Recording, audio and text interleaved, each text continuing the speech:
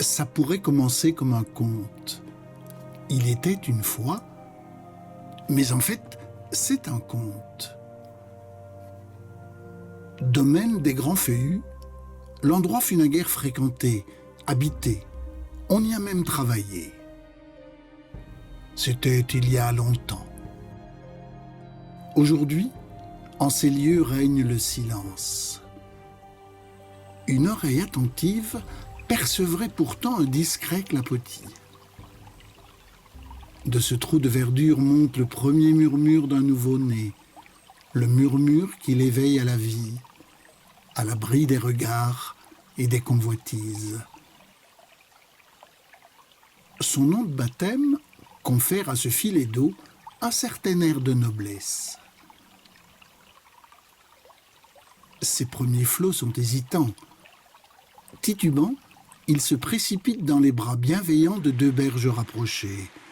Elles le soutiennent, lui montrent le chemin, et le voilà parti, joyeux vers son destin. Filant parmi tant de beauté, l'euro se croit en plein rêve. Un oiseau lui siffle qu'il fait bon vivre ici, mais la pente légère l'entraîne et il est déjà loin. Le voilà dans les grands prés, où il prend plaisir à serpenter tranquille. L'herbe est si tendre à ses flancs. Son flot est maintenant plus sûr, son chant plus mélodieux. Un étang à traverser, la chose est peu commune et hasardeuse. Les eaux semblent garder. Ne pas se faire remarquer surtout, ne pas se perdre non plus. Garder le cap. Par ici, la sortie lui indique un héron.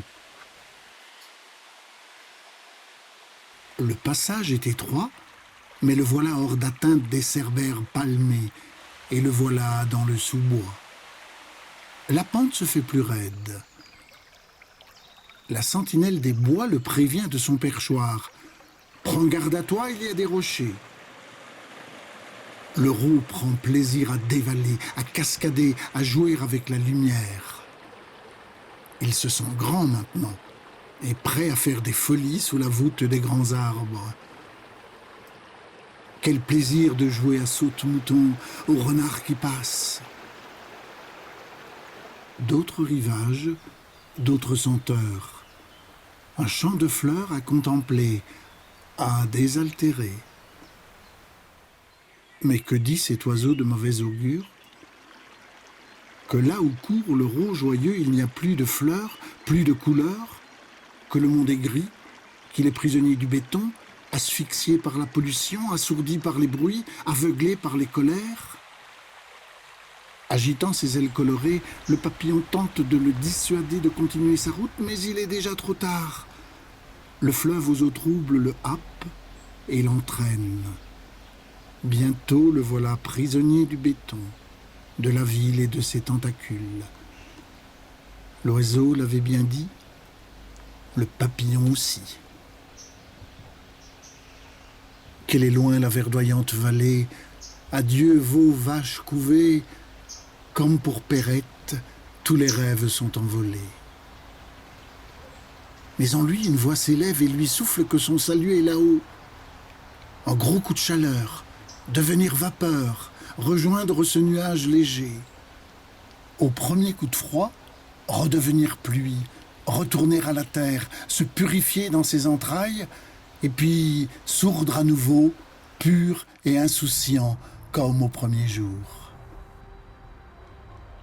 Pendant que le jeune Ro repart pour une vie toujours recommencée, moi je me prends à rêver que l'homme pourrait lui aussi s'élever, puis retomber les pieds sur terre, pur et conscient du fait qu'il tient la vie du monde entre ses mains.